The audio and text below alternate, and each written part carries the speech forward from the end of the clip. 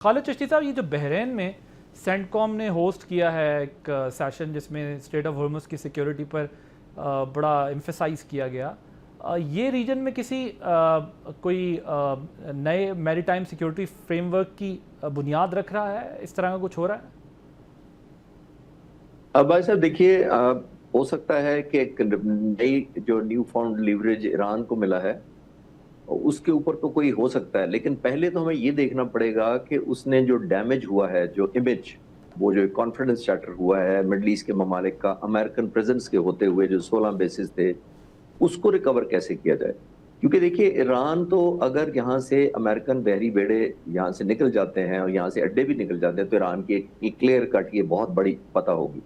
لیکن ہوا یہ ہے کہ مڈل ایسٹ کے ممالک نے خود بھی ریلائز کیا ہے کہ جو ان کے اڈے تھے وہ لائبلٹی زیادہ تھے ایسٹ کی نسبت، وہ اٹ سیلف بمباری کا نشانہ بنے۔ ان کے ہوتے ہوئے کہیں اور بمباری نہیں ہونی تھی، وہاں بھی ہوئی، ہوٹلنگ افیکٹ ہوئی، ایئر لائن انڈسٹری افیکٹ ہوئی، اکانومی افیکٹ ہوئی، ٹورزم افیکٹ ہوا۔ تو یہ تمام مڈل ایسٹ کے ممالک نے دیکھنا ہوگا کہ امریکہ کے سطح ابھی مارکو روبیو کا جو وزٹ تھا ان ملکوں کا، میرا ماننا یہ ہے کہ انہوں نے بہت ڈگری آف ایشورنس کے لیے کیا تھا کہ ان کو کانفیڈنس دینے کے لیے کہ ہم ہیں، ایران ظاہر ہے جتنا مرضی طاقتور ہو جائے ابھی بھی سبسائڈ ہو جائے گا، ہم کریں گے مینج اور آپ کو ایک نیو فاؤنڈ لیوریج جو ہے اس کو نگیٹ کریں گے۔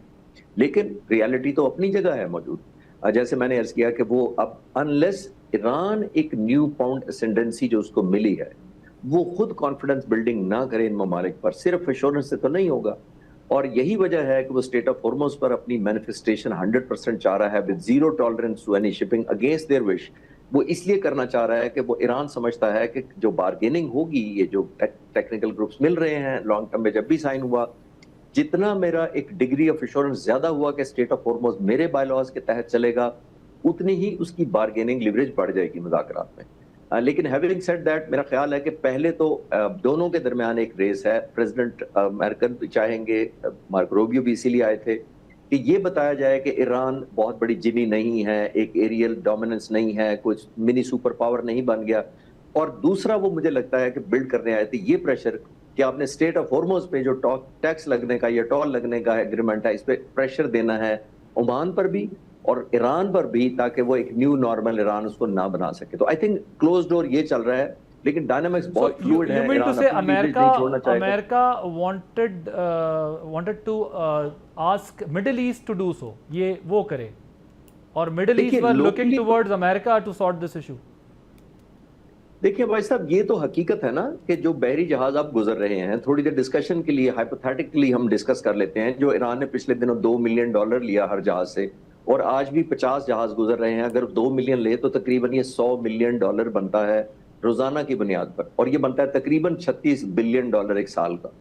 تو کوئی ملک چاہے گا مڈل ایسٹ کا یا جی سی سی کا کہ ہمارا تیل بھی ڈیپینڈنٹ ایران کی سپلائی اور کلیئرنس پہ ہو جائے؟ بٹ چشتی صاحب مجھے ذرا یہ سمجھائیں کہ میں صرف سمجھنا چاہتا ہوں جو آپ نے اپنا انالیسس دیے ہیں اس ایشو کے اوپر، کہ اگر مڈل ایسٹ جو ہے وہ، اگر امریکہ اتنا زور نہیں ہے اسرائیل کے ساتھ مل کے کہ وہ ایران کو صحیح طرح گھٹنوں پہ لے آتا ڈائلاگ کے لیے، اور آج ہم جو ٹرمز دیکھ رہے ہیں وہ نہ ہوتی، تو مڈل ایسٹ سے یہ ایکسپیکٹ کرنا بہت زیادہ زیادتی نہیں ہے کہ وہ مڈل ایسٹ جو ہے ان کو ڈائلاگ کے ذریعے یا کس پریشر کے تحت مڈل ایسٹ ان کو ٹاکس پہ لا سکتا ہے انٹل انلیس کہ کوئی وار ڈکلیئر ہو جائے؟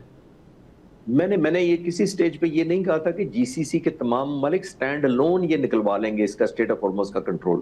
میں یہ عرض کر رہا ہوں کہ امریکہ، یہی میں نے جملہ پہلے کہا کہ یہ جنی نہیں بنا، یہ وہ کہہ رہے ہیں ان ملکوں کو ہم ابھی بھی سپر پاور ہیں، ہمارے ساتھ ابھی بھی رہیے تو ہم اس کو کھلوائیں گے۔ یہ ڈپلومیٹک سپورٹ کے سینس میں نے کہا تھا، یہ نہیں کہا تھا کہ onus of responsibility G C C پر شفٹ ہو جائے گی کہ بھئی آپ کھلوا دیں۔ وہ اپنے ڈپلومیٹک چینلز کو یوز کر کے کسی بھی کنٹری کے تھرو، 2 کنٹریز کے تھرو ایران کو کنونس کرے کہ اتنا دور آپ نہ جائیں۔ اور خاص طور پر عمان کو کہا، دیکھیے جب عمان مل جاتا ہے تو پھر ڈائنامکس بدل جاتے ہیں، کیونکہ یہ 2 ملک افیکٹڈ ہے ڈائریکٹ یا ایک بینیفیشری کہہ لیں۔ تو ایران کا سٹینڈ الون پریشر اتنا نہیں ہے جتنا عمان اور ایران کا مل کر ہو جائے گا۔ وہ سر مگر پھر تو میں اس طرف پھر وہ چشتی صاحب مجھے مذاق میں وہ پنجابی کی وہ بات یاد آ گئی نا، وہ جو مشہور لطیفہ ہے، جے گل عمان تے آ گئی ہے تو پھر اسی نہ ہی سمجھیے نا۔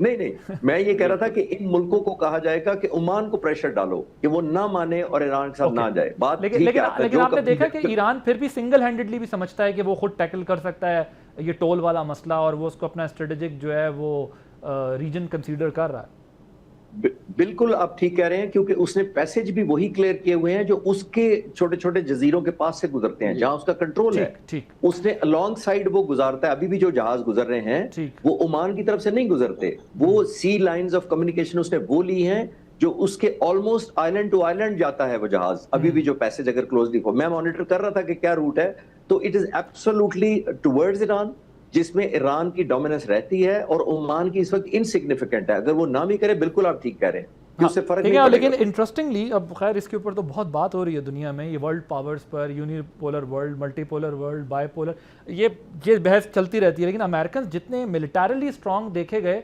डिप्लोमेटिकली वो उतने ही वीक टू बी ऑनेस्ट नज़र आए, क्योंकि जो वो सोच कर आए थे कि जिन जिन तरीक़ों से हम ईरान को कम्प्लीटली कंट्रोल कर लेंगे, उसमें तो वो फंस गए। क्योंकि ये तो हमने देखा है कि वो हासिल नहीं कर सके डायलॉग में, डिप्लोमेसी में, जो वो मिलिट्री माइट से हासिल करते हैं।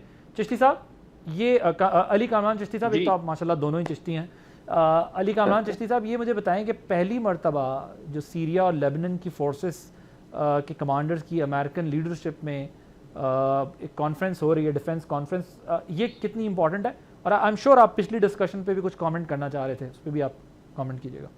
जी जी, सबसे पहले तो मैं समझता हूँ कि देखिए जो मिडल ईस्ट में थिंकिंग है, दे थिंक कि they are the worst hit in this conflict. मैंने पहले भी कहा था कि ईरान, अमेरिकन रीएस्केलेट, उनके तो supply roots to an extent, उनका जो future is at stake. Of course जो उनकी सिक्योरिटी था, उसका जो परसेप्शन ऑफ सिक्योरिटी था और सप्लाई चेन का रूट था, वो तो बिल्कुल खत्म हो गया। इनफैक्ट आपने देखा कि कनाडा जैसे मुल्कों ने कतर के अगेंस्ट बड़ी डील्स की हैं और लॉक इन की है। कस्टमर को कहा है कि 5 साल से पहले ऑफ कोर्स आपको ये डील करनी पड़ेगी अगर हमसे गैस चाहिए। तो middle east is at stake, of course उसकी सिक्योरिटी, इकोनॉमिक स्टेबिलिटी, और आपने देखा उससे नए अलायंसेस भी बन रहे हैं। अमेरिकन के साथ वो बातचीत तो कर रहे हैं, लेकिन वो डाइवर्सिफिकेशन ऑफ डिफेंस पैक्स, आपने देखा पाकिस्तान के साथ एग्रीमेंट, सऊदी। अच्छा, मैं जरा आप मिडिल ईस्ट को समझते हैं, मैं क्योंकि जो एयर कॉमोडोर साहब, चाइना बाय द वे, अच्छा ये जो एयर कॉमोडोर साहब ने बात की है ना, जो चिश्ती साहब ने अभी, खालिद चिश्ती साहब ने बात की है, वो उनका ये ख्याल है, आपने सुन ही लिया, उनका ये ख्याल है कि मार्को रूबियो जो वहाँ गए थे वो उनको ये बताने गए थे कि कोई जिनी नहीं है, हम चीज़ों को कंट्रोल कर रहे हैं। लेकिन जो मिडिल ईस्ट ने भुगता है इस वॉर में, आपकी क्या अंडरस्टैंडिंग है? क्योंकि मेरा ये ख्याल है कि वो जो जिस वक्त एग्रीमेंट या MOU की तरफ जा रहे थे, तो तब मिडिल ईस्ट को रियल टाइम इंफॉर्मेशन लेनी थी, तो इस वजह से मार्को रूबियो वहाँ गए कि अगर JD वैंस, अमेरिकन प्रेसिडेंट और ये सब कुछ जब कुछ स्विट्जरलैंड में हो रहा था, तो मिडिल ईस्ट को डायरेक्टली कॉन्फिडेंस में रियल टाइम इंफॉर्मेशन देने गए थे कि हमारा ये स्टेटस है, हम यहाँ खड़े हैं। लेकिन क्या मिडिल ईस्ट ने उसको लेटर इन स्पिरिट में लिया होगा, अमेरिकन की बात को उसी तरह माना होगा जिस तरह आप कह रहे हैं कि अब उनकी इनसिक्योरिटीज़ बढ़ गई हैं और उनके कॉन्ट्रैक्ट्स और उनकी थोड़ा सा चीज़ें दूसरी तरफ जा रही हैं? Go ahead.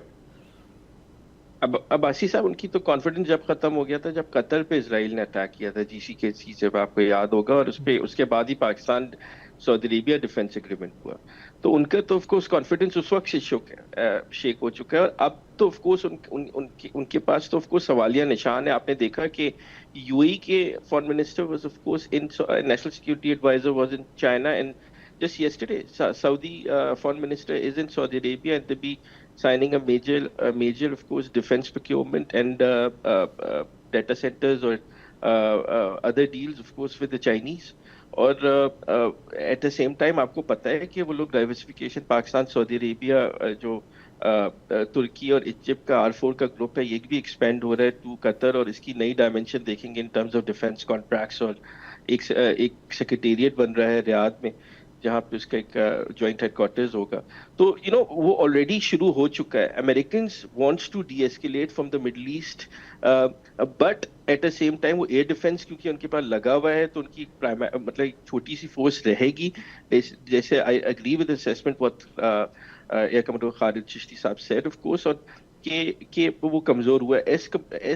अब आपका सवाल है लबनान और सीरिया के लोग हुए हुए थे। देखें, Syria is the most important factor of course हमारी नजर से भी, from a Muslim NATO perspective, Muslim quad perspective, क्योंकि वो जितनी भी अगर जो फ्लाइट्स आई इसराइलियों की वो थ्रू सीरिया और इराक आई, तो उसे मजबूत करना जरूरी है from the Turkish perspective as well.